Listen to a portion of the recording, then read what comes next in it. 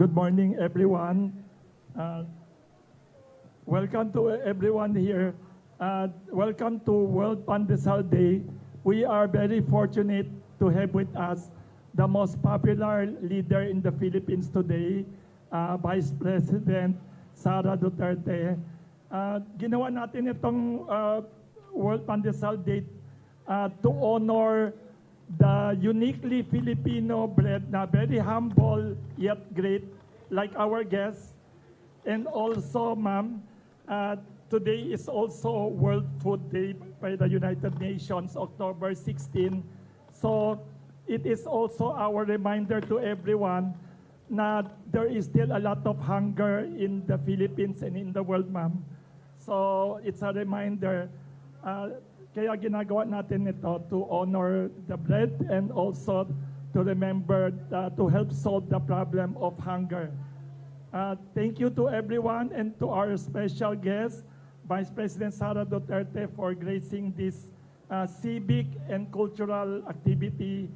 Welcome to everyone, ho. Thank you, ho. May mga tanong yung mga ibang media friends natin, ho, ma'am.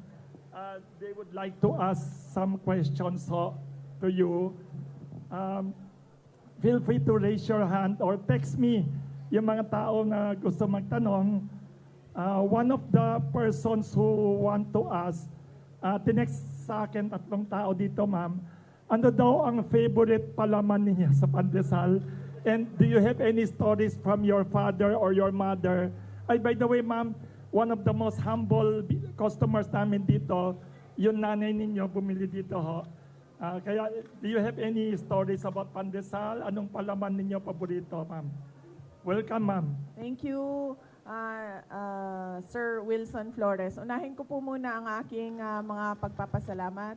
Una, magandang umaga sa inyong lahat. Maayong buntag sa inyong tanan. Assalamualaikum warahmatullahi wabarakatuh.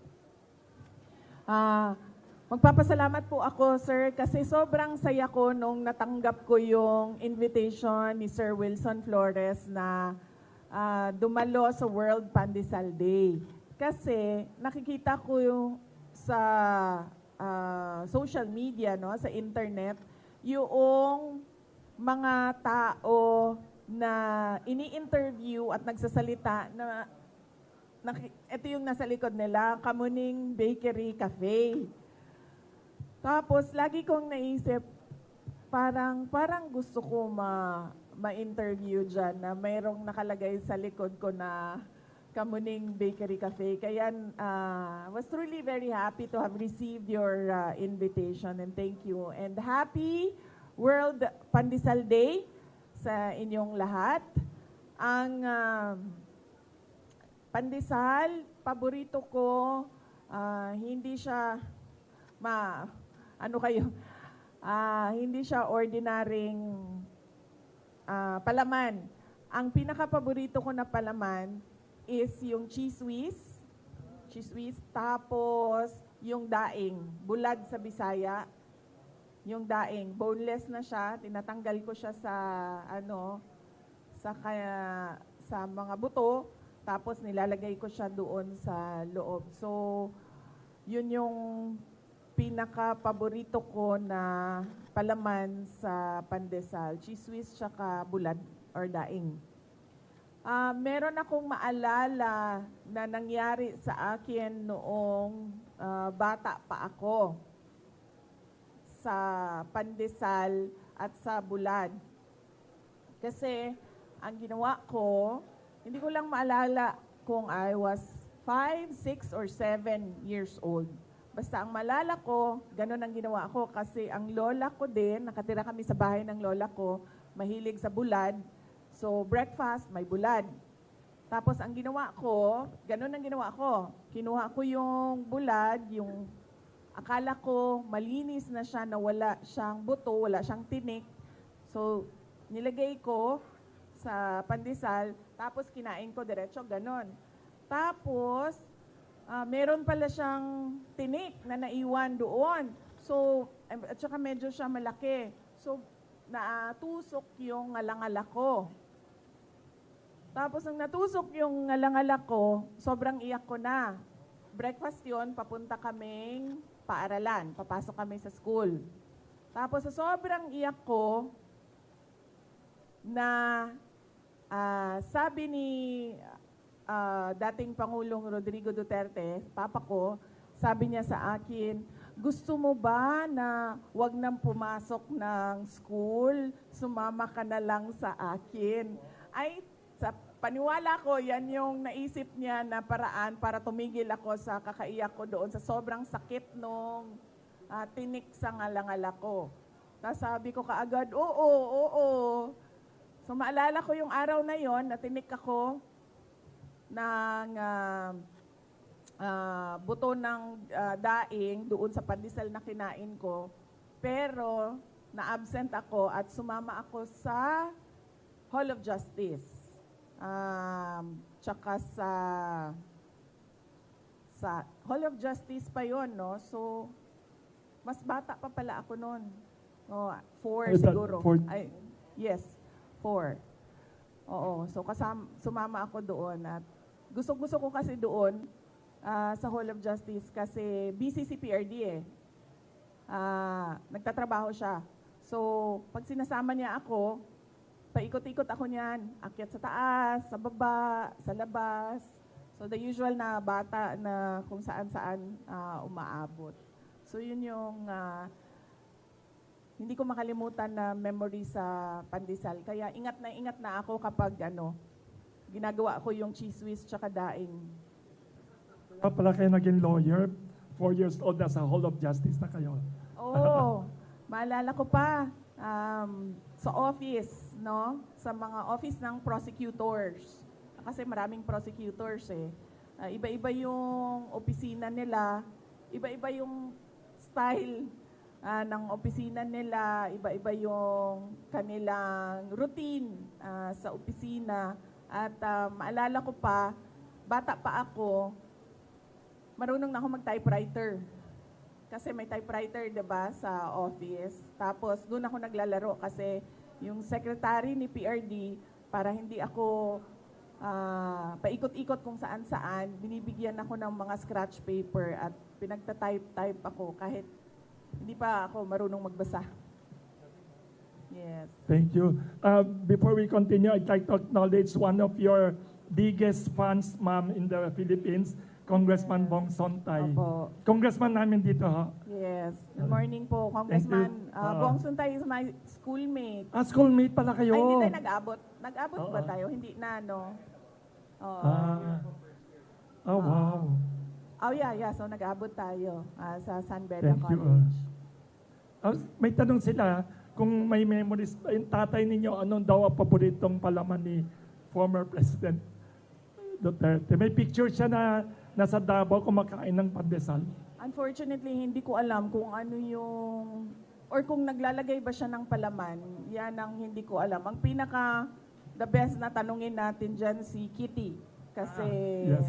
siya yung lumaki na nandyan talaga si PRD. Thank you. Ma'am, may isang gusto magtanong dito, editor ng Philippine Star, Miss Natalie Tomada. Ma'am, Bisaya siya. May buntag, VP Inday. Video ko lang.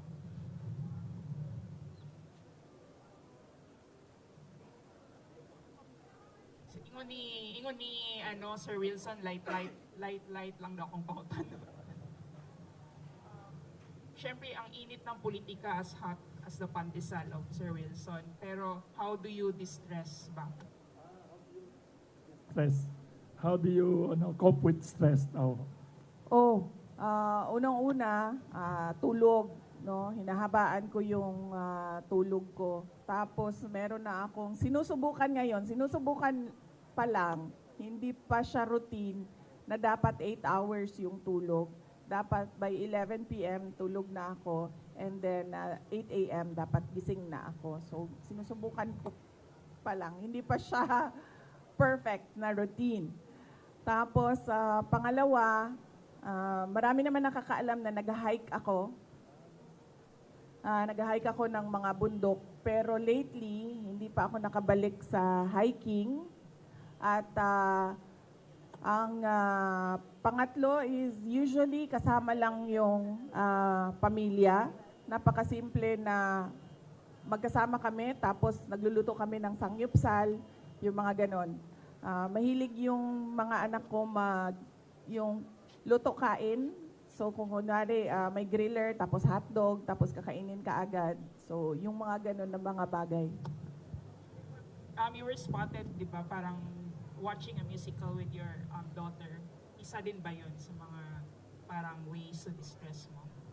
Yes, ma'am. Opo. Yung anak ko, nakuha niya sa akin yung love for plays and musicals. So, bata pa lang siya, tinuruan ko na siya i-appreciate yung mga ganon. The earliest na napanood namin is Beauty and the Beast sa CCP. Tama ba, no? CCP yung nasa Rojas Boulevard, no? Oo. Sa CCP, doon kami. Beauty and the Beast yon, maliit pa siya na bata. And then sunod-sunod na yon, hanggang siya na mismo, nagustuhan na niya, siya na yung nagsasabi sa akin kasi ang alam ko lang naman ng mga musicals and plays, yung mga luma, yung mga noong panahon ko pa. Pero merong mga bago ngayon na siya na yung nagsasabi sa akin na kung pwede manood kami, maganda ito, at nagre-rating siya. Tapos tinatanong ko siya, bakit mas maganda ito kaysa itong napanood natin. Yun yung isa sa mga activities na ginagawa namin ng anak ko, si Shark. Iba-iba kasi yung interest nila, magkakapatid. So, ang ginagawa ko as a mother, sinusubukan ko na kung ano yung interest nila, doon ako sasama. So, yung pangalawa, mahilig sa sports. So, nandun ako, nagiging cheerleader ako kapag meron siyang mga laro. And then, yung pangatlo, mahilig magluto. O mag-baking. So nagluluto yun ng banana bread. Pangalan niya?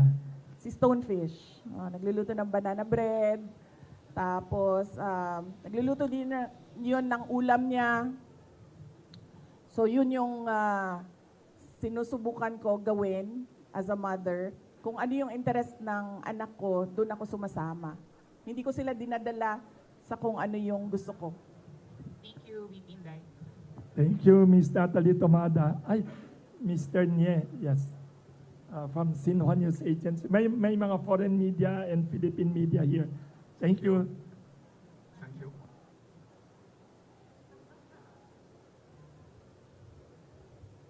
Hello. Thank you. Good morning, Madam Vice President. I'm from China.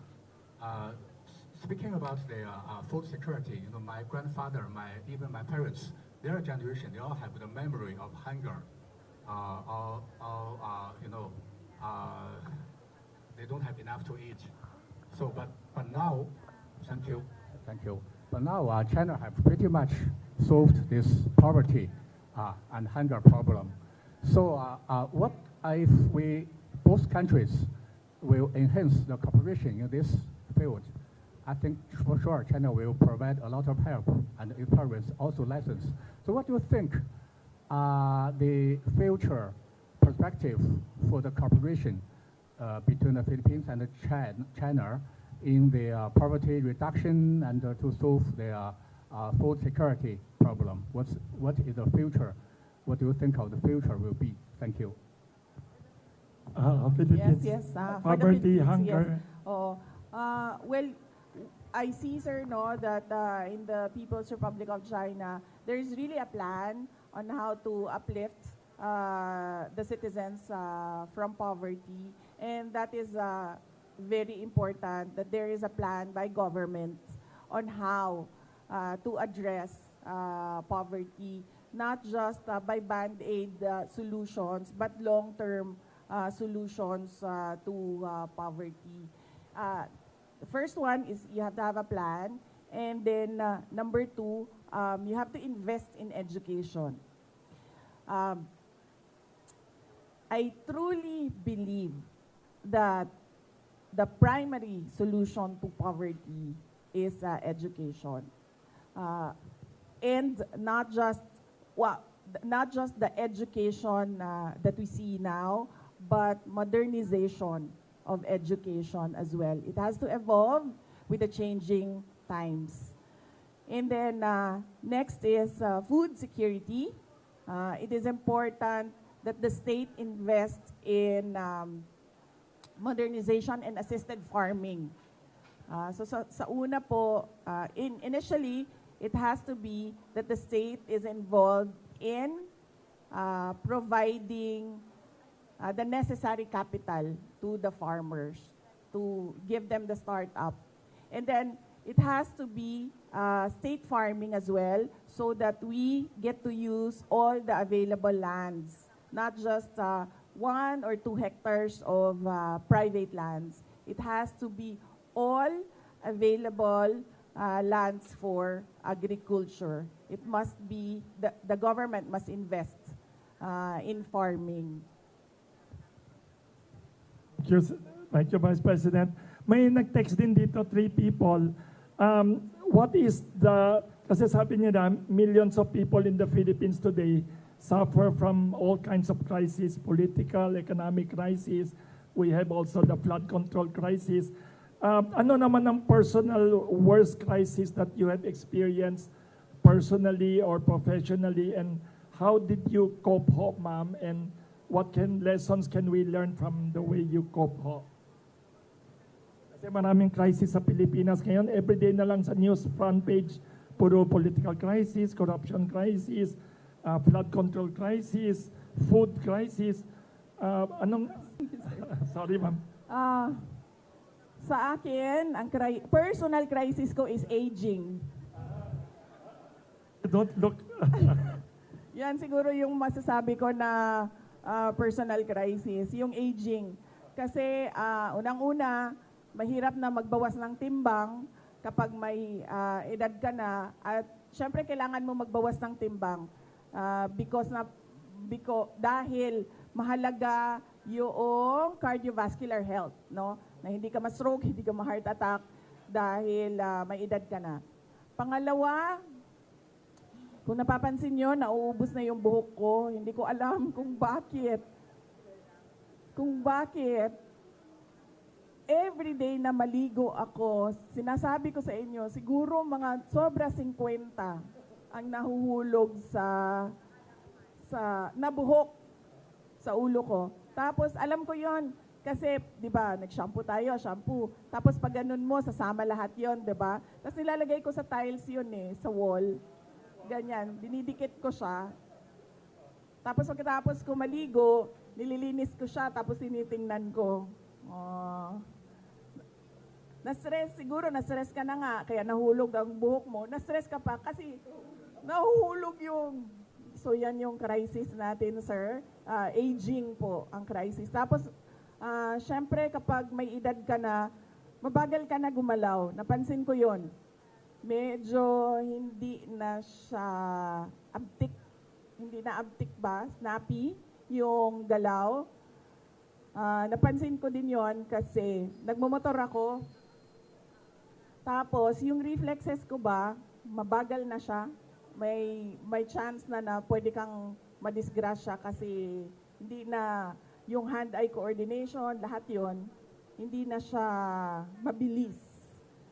So, personal crisis, aging. Kung merong fountain of youth, hinahanap yon ng mga nagkakaedad. Tapos, professional crisis, yung naging vice president ako, sir. Tapos, I was serving in the cabinet of BBM. At nagtataka ako, bakit ako inaatake? Wala naman akong ginagawa. Nagtatrabaho lang ako. And yun yung commitment ko din noong nangangampanya ako, commitment ko sa bayan na I will serve the country faithfully. Pero kahit nakaupo ako as a cabinet secretary sa Department of Education, tapos sa Office of the Vice President, ang ginagawa nila, nagro-roll out lang ng project. Inaatake ako ng administrasyon. Yun yung professional crisis na daanan ko na nagtaka ako.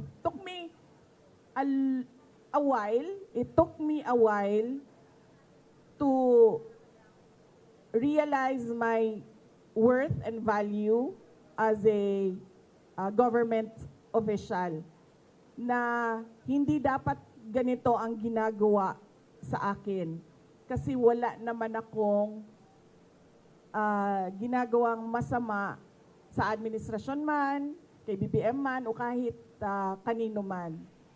Kaya medyo tumagal din ng ilang buwan bago ako nag-decide na hindi tama yung ginagawa sa akin, hindi tama yung ginagawa sa opisina na kung saan ako nakaupo at I will not endure yung ganon at hindi din ako parang hihingi ng some sort of peace na parang wag ninyong gawin sa akin ito. Ang desisyon ko was, aalis ako, ituloy niyo lang kung ano yung gusto niyong gawin. Very, very unique ang sinabi niyo. Very inspiring. We should take care of our aging process. Ang galing, saka professional, magandang advice sa yun mga sinabi niyo, ma'am. But you don't look like a person who's aging. Kasi, Sir, siguro ang vitamins ko, yes, ang maintenance ko isa lang. Yes, Ang vitamins ko 1,000. wow. So take vitamins, don't forget. Vitamins ko 1 piraso lang. Ay ang maintenance ko 1 piraso lang. Ang vitamins ko 1,000 yan. Kung ano-ano nang iniinom ko para mapigilan lang yung aging. Thank you very much, ma'am. May tanong. Ayan, si Mr. One of the earliest. Yes. Pakibigay naman kay Mr. Ian ng GMA 7, one of the earliest to come here.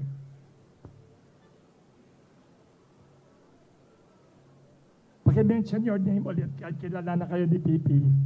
Thank you.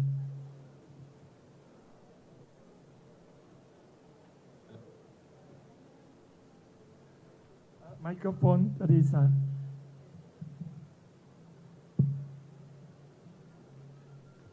VP, good morning po. Ma'am, kunin lang po namin yung reaction nyo dun sa sinabi po ni President Bongbong Marcos na hindi daw po aabot yung mga aligasyon ng korupsyon sa katanggapan po nila sa Office of the President kaugnay doon sa mga flood control projects po.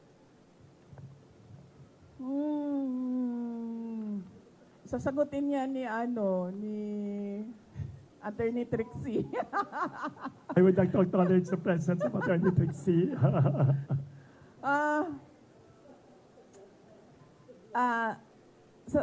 Sa ganitong ongoing pa yung investigation ko at inquiry ko sobrang magtataka ka bakit confident yung Pangulo na hindi aabot sa Office of the President yung iskandalo at yung korupsyon. So ibig sabihin, siguro alam na niya kung ano yung kalalabasan ng inquiry at ng investigasyon. Kasi wala namang iba sigurong explanation kung bakit napaka-confident mo sa mga mangyayari pa. Wala pa akong nahanap na tao na alam kung ano yung mangyayari bukas. Siya pa lang. Si BBM pa lang. Ma'am, doon naman po sa sinasabi na napaka-possible na maging state witness si former Speaker Martin Romualdez, do you think magiging effective po siyang state witness doon sa mga flood control projects po? Sound, pakilakas ulit. Laksan konti. Pakilakasan konti.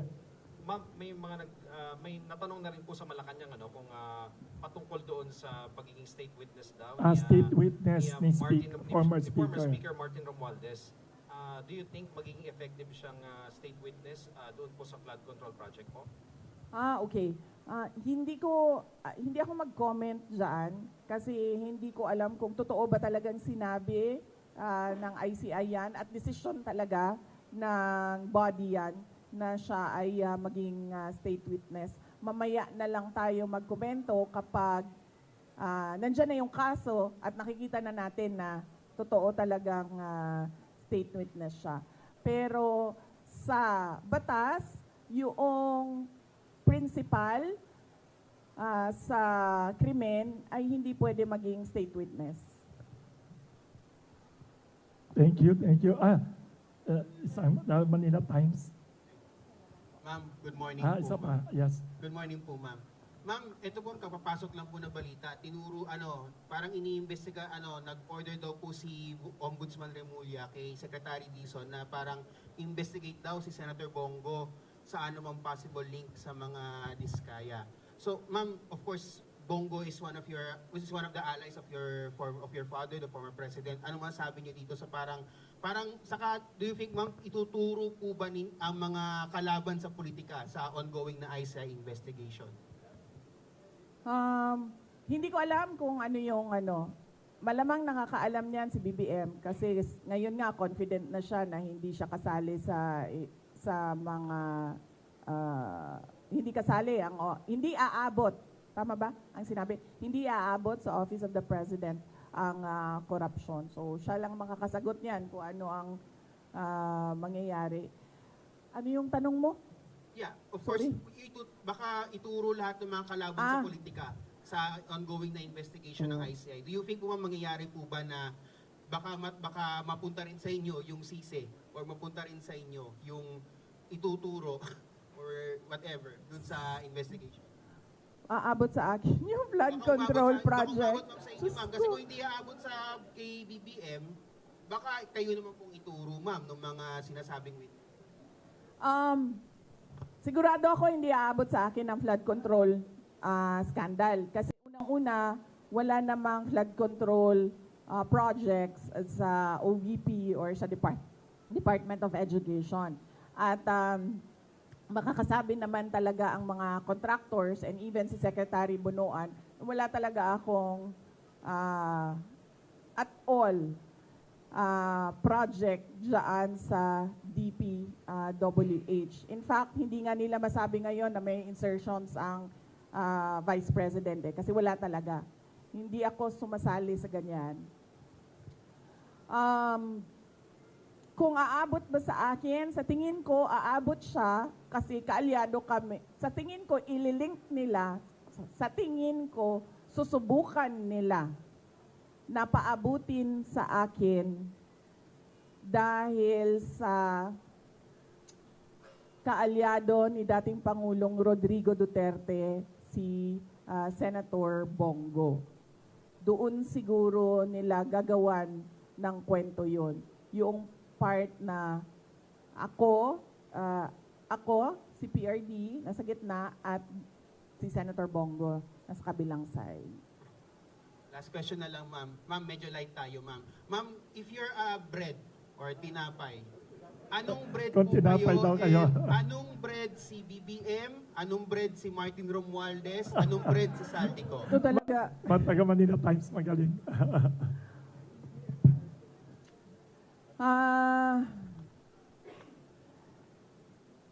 definitely hindi bread si Martin Romualdez at si BBM. Sino yung isa? Apat yung Zaldico. Definitely hindi sila tinapay dahil hindi makain yung ugali nila at hindi makain yung korupsyon nila. Kung ako ay tinapay, ang hirap nito ha. Sige, ito na lang. Paborito ko ang ensaymada. Okay? Pinaglihi ako sa ensaymada. Oh, So kung ako ay tinapay, ako ay isang ensaymada. thank you very much. Last question. Wala na, no? Last question. Ay, sorry, may isa dyan si Mr. Jace, last question daw. Oo. Isa number 1 fan mo siya. Yes, nakasama. Hi ma'am, Jason po ng SMNI News. Going back po dun sa naging statement ni President Marcos, I would like to ask for your comment on this na sinabi niya, I am confident that whatever mud might be slung at the administration, that will be able to show that these are politically motivated and do not actually have any validation in fact. Sabi niya po, politically motivated na i-link siya sa mga issue ng korupsyon o katiwalian po. Your comment on that, ma'am? Hindi na ito politically motivated. Bakit? Hindi naman siya makakatakbo na ulit eh. Hindi na siya politiko. Presidente na siya. And that ends there. Hindi natin alam kung sa 2028 o another 20 years na naman of a BBM, of a Marcos. No. Hindi na siya hinahabol ng mga tao, ng taong bayan dahil politiko siya. Hinahabol siya ng taong bayan dahil wala siyang ginagawa bilang Pangulo. Hinahanap sa kanya yung trabaho niya bilang Pangulo. Follow-up question sa sinabi rin ni President Marcos. He said na politika lang nga ito and sabi niya, gusto nila akong Yan ang sinasabi ko. 'Di ba? Sino ba sa ating lahat ang nagsasabi at nagpaplano ng destabilisasyon? Walang nagsasabi na oust Marcos. Ang merong mga grupo na nagsasabi resign. Yun lang ang the most na sinasabi ng mga tao. At nagtataka ako sa administrasyon, bakit nila sinasabi na destabilisasyon ang pagpapahayag ng mga tao sa galit nila? Kasi hindi yun destabilisasyon. Yun ay freedom of speech and expression. So kahit man mag-rally ang mga tao araw-araw sa EDSA, hindi destabilisasyon yan. Freedom of speech and expression yan. Pagpapahayag yan ng galit mo, paghahanap yan ng accountability, ng transparency sa administrasyon, sa gobyerno. So hindi yan pagpapatalsik sa Pangulo. Kaya lagi ako, kahapon din, yan din yung tanong ko. Kanino ba nanggagaling yung destabilisasyon na salita? Sa administrasyon. Kasi, duda ko, natatakot sila sa posibleng mangyari sa kanila. At alam naman natin na matagal na talaga silang insecure. Noong kampanya pa lang, madami na akong kwento ng yung panggigipit nila sa campaign team ko. So alam ko na noon, at yung mga pinagsasabi ni Lisa Marcos noon pa. So alam ko na insecure. Alam na natin na insecure. Siguro takot. Kaya nila nasasabi may destabilisasyon. Kasi takot sila. Kasi totoo yung sinasabi ng mga tao na ginagawa nila. Hindi nila ma-deny kasi nasa papel 'Di ba? Nakikita mo sa budget ang nangyayari. So hindi ma-deny. So takot. Paranoia, siguro. Kasi 'di ba pag ikaw ay hindi siguro, paranoia talaga 'yan.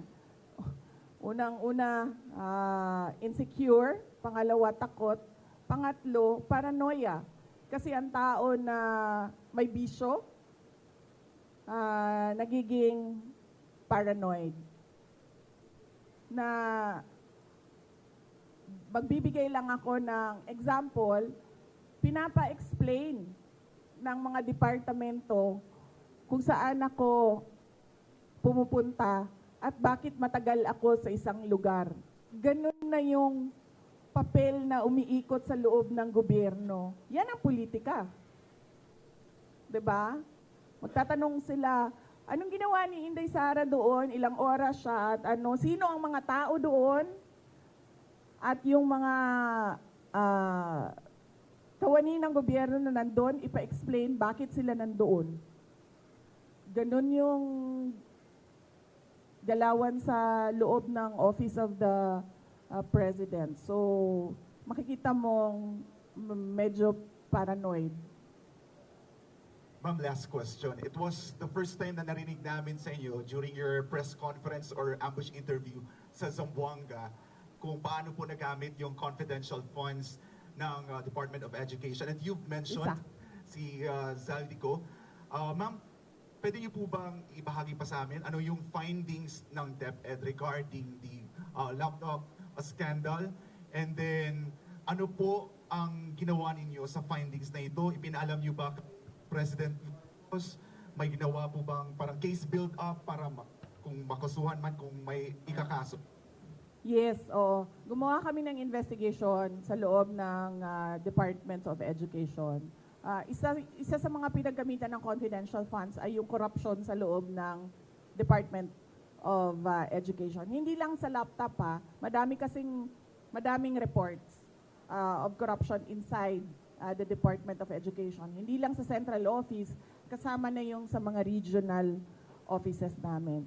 So kapag merong reports, pinapaimbestigahan yon. So isa sa mga inimbestigahan is yung laptop.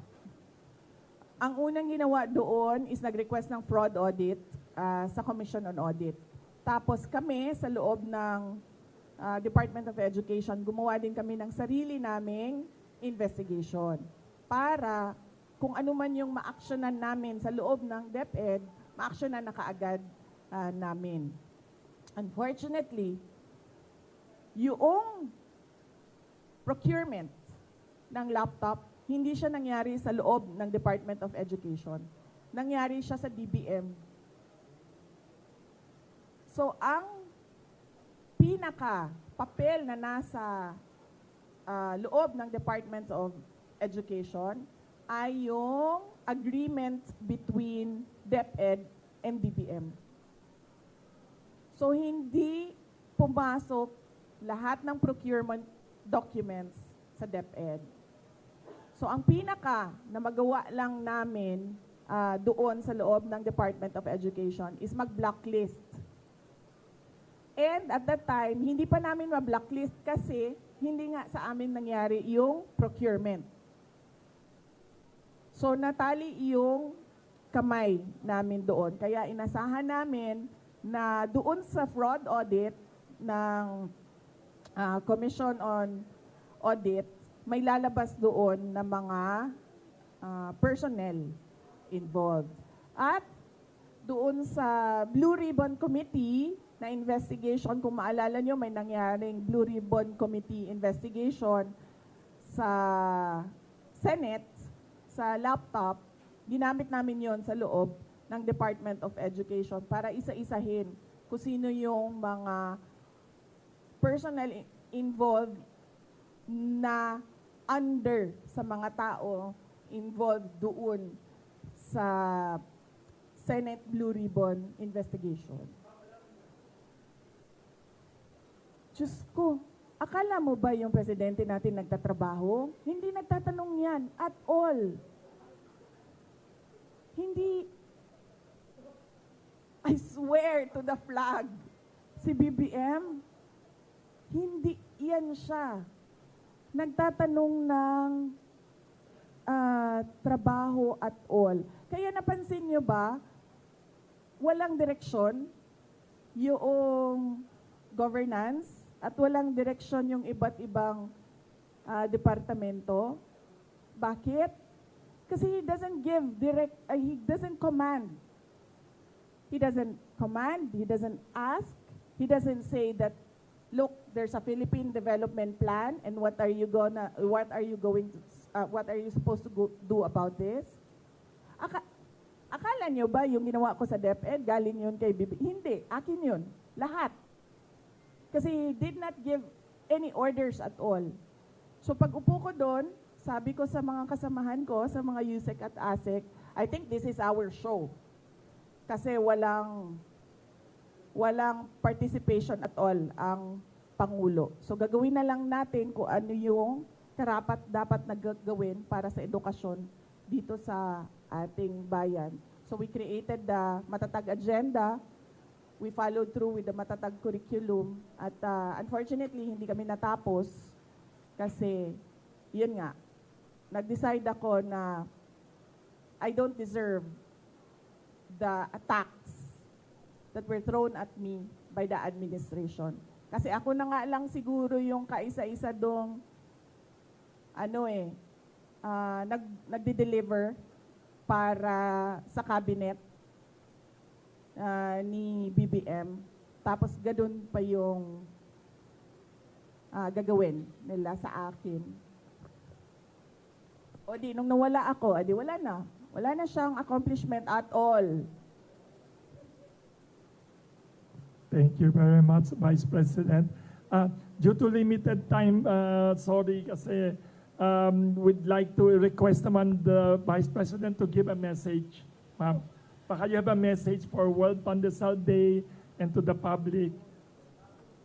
Thank you for all Yes. that. Happy World Pandesal Day sa inyong lahat.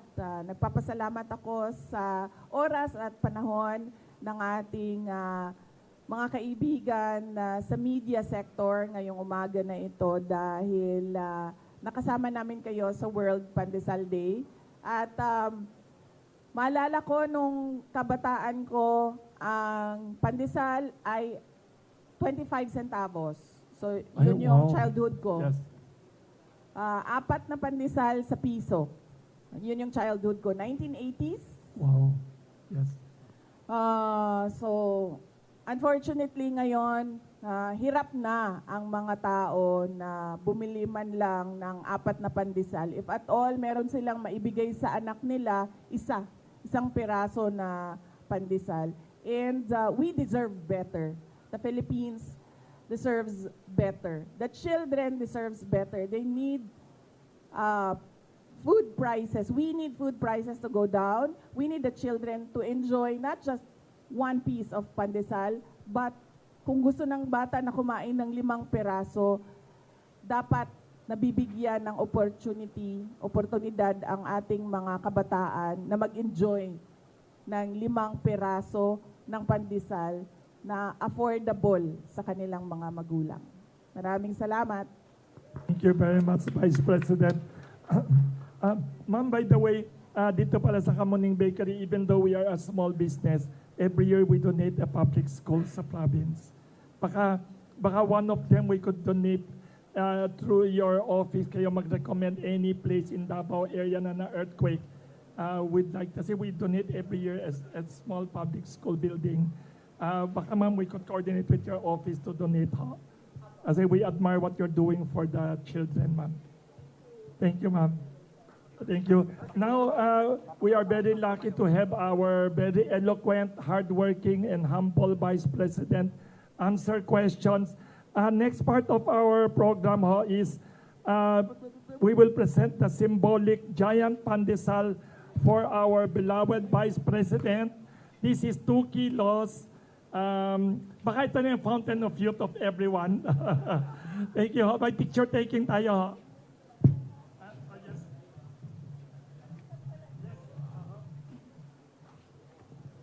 Giant pandesal for Vice President. Of course, di niya kakainin in one.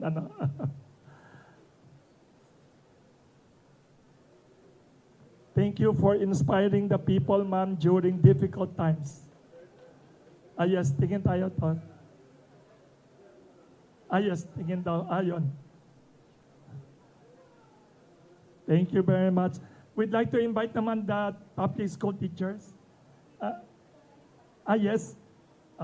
The guest. Si Congressman Bong Suntay, the schoolmate. Pero younger kayo, ma'am. Ay, ma'am, may public school teachers na neighborhood school ng kapitbahay ng Kamuning Bakery. Anong school sila? Quezon City High School, ma'am, the oldest public school in Quezon City. Yes, the largest public school. Kapitbahay namin. Ma'am, lahat sila admirers.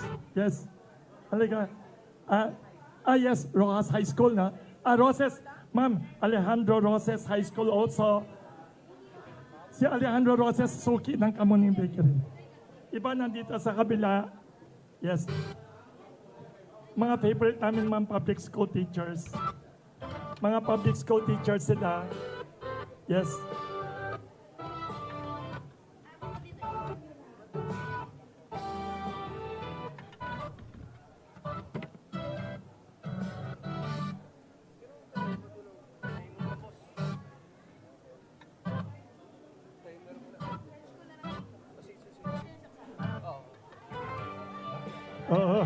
Oo nga. Thank you. Thank you. Larissa, next. Ano? Staff. Mga panadero ng Kamuning Bakery at staff ng mga loyal, ma'am, admirers niya ho. Mga panadero natin, baba ka dyan. Lika, baba ka dyan. Wala, baba tayo. Yes. Yes.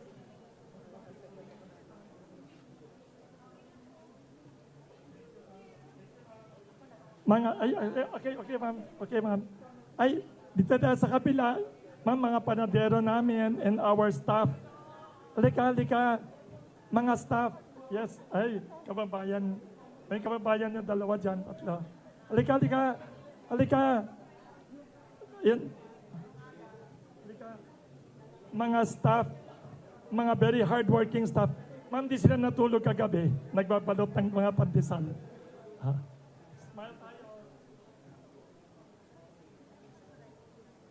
Meron pa. Yan.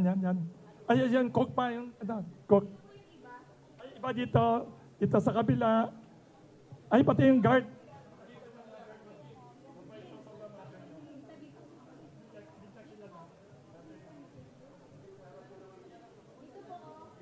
Lapit, iba sa harap. Yan.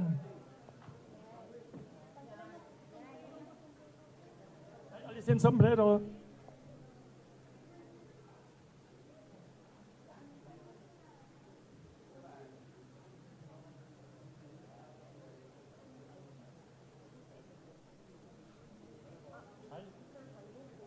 Oo. Yan. Smile.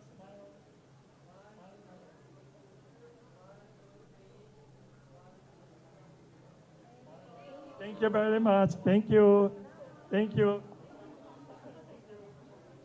Ito masipag yan. Thank you. Next.